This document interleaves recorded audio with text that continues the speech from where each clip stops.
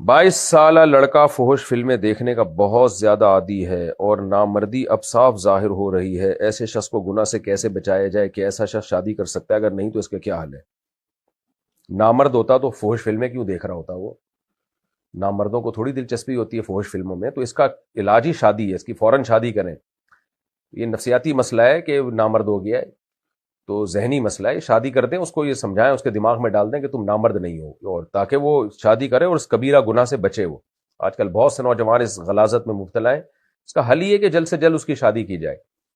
تو اور دوسری بات یہ کہ کسی اللہ والے سے تعلق قائم کیا جائے۔ حضرت فیروز میمن صاحب ہیں، کراچی کے بڑے بزرگوں میں شمار ہوتا ہے، ان سے بیعت ہو جائیں، یا اور ادھر کے پی کے میں حضرت پیر مختار الدین شاہ صاحب ہیں، ان کا بھی بڑا زبردست اجتماع ہوتا ہے رمضان میں۔